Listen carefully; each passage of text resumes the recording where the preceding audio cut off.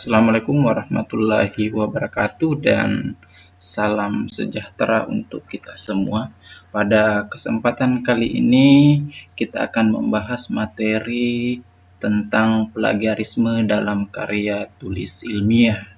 Sebelum kita lebih jauh membahas tentang plagiarisme, yang harus dipahami bahwa mahasiswa merupakan sumber daya manusia Indonesia yang akan menjadi generasi penerus dalam pembangunan bangsa.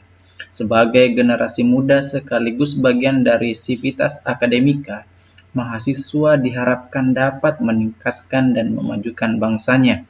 Oleh karena itu, mahasiswa perlu mempersiapkan diri dan perlu dibimbing secara maksimal, salah satunya dengan melibatkannya ke dalam proses pembelajaran yang sesuai dengan kaidah dan norma yang diberlakukan dalam lingkungan akademiknya. Lebih jauh terkait dengan perannya selaku generasi penerus, mahasiswa harus memaksimalkan pengembangan dirinya. Mahasiswa dituntut untuk selalu mengkaji materi kuliahnya secara mendalam, meningkatkan kemampuan dalam mengumpulkan data, informasi, pengetahuan, berpikir kritis dan analitis, serta selalu melatih keterampilan dalam membuat tulisan akademik.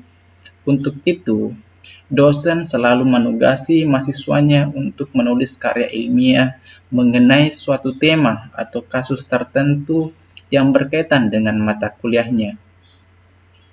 Masalah yang terjadi di lapangan adalah sebagian mahasiswa melakukan tindakan kecurangan akademik dengan cara plagiarisme untuk menyelesaikan tugas-tugasnya.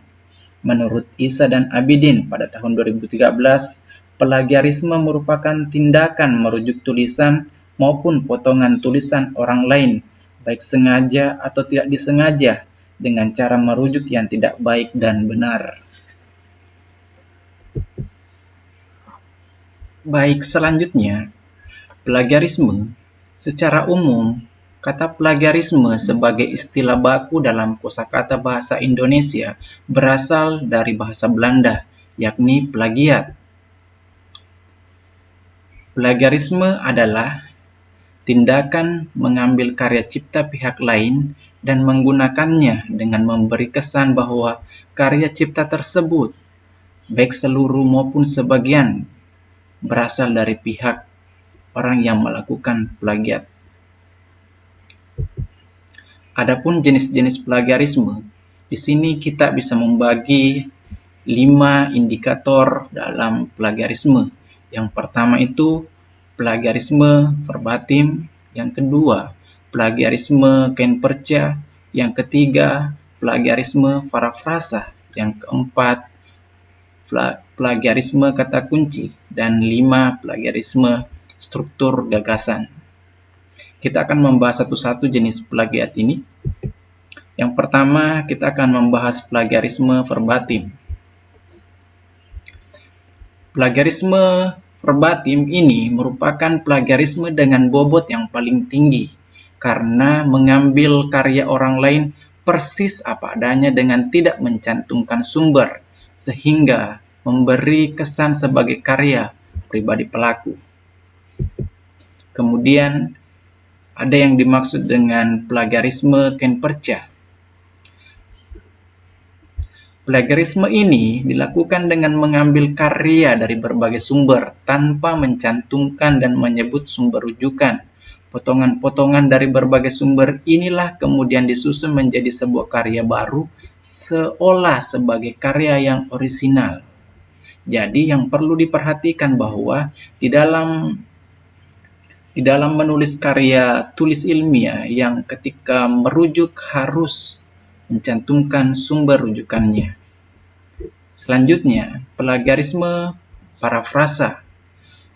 Plagiarisme ini dilakukan dengan cara mengubah kalimat penulis asli menjadi kalimat baru pelaku plagiarisme. Plagiarisme parafrasa akan mengambil suatu kutipan dan menampilkan sebagai kutipan tidak langsung dan juga tidak mencantumkan sumber rujukannya, sehingga memberi kesan bahwa kutipan tersebut orisinil dari pelaku plagiat. Plagiarisme kata kunci. Plagiarisme kata kunci lebih terselubung dari plagiarisme parafrasa.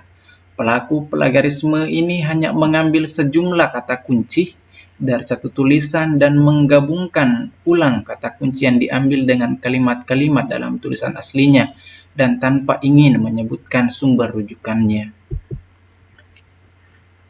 Selanjutnya, plagiarisme yang terakhir adalah plagiarisme struktur gagasan. Plagiarisme ini merupakan plagiarisme yang paling tersembunyi. Bisa dikatakan pula bahwa jenis plagiarisme ini sulit untuk dilacak. Plagiarisme ini menjiplak gagasan orang lain lantas menuangkannya kembali ke dalam rangkaian kalimat dengan kata kunci atau frasa yang berbeda. Gagasan yang dijiplak bisa bersumber dari tulisan, film, diskusi, dan lain-lain. Penciplakan ide seperti ini sulit untuk dibuktikan karena kesamaan gagasan seperti ini bisa diakui terjadi secara kebetulan. Hal yang perlu diingat kembali di dalam menulis karya ilmiah bahwa ketika mengambil tulisan orang lain, yang perlu diperhatikan adalah mencantumkan sumber tulisan tersebut. Karena ketika mencantumkan sumber tulisan itu tidak akan mengubah ataupun tidak akan mengurangi sebuah nilai karya tulis yang kita ciptakan. Jadi, yang perlu kembali diingatkan bahwa ketika mengambil tulisan orang lain harus mencantumkan sumbernya agar tidak dikatakan plagiat. Karena plagiat sangat berbahaya. Adapun bahaya plagiat bisa dilihat dari sanksi yang diterapkan.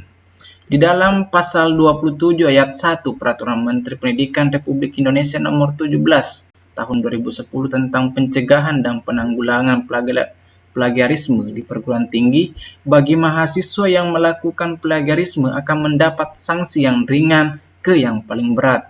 Sanksi yang dimaksud pertama, teguran. Yang kedua, peringatan tertulis. Ketiga, penundaan pemberian hak sebagai mahasiswa. Yang keempat, bisa pembatalan nilai. Yang kelima, pemberhentian secara tidak terhormat dari status mahasiswa. Yang keenam, pembatalan ijazah apabila mahasiswa telah lulus. Jadi, buat rekan-rekan mahasiswa harus betul-betul memperhatikan ketika menulis karya tulis ilmiah. Karena ketika mengambil tulisan orang lain tanpa mencantumkan sumber rujukan, maka hal tersebut bisa dikatakan plagiat. Sumber dari PowerPoint ini dari buku Bahasa Indonesia untuk Perguruan Tinggi karya Andi Sahtriani Jahrir. Demikian, terima kasih.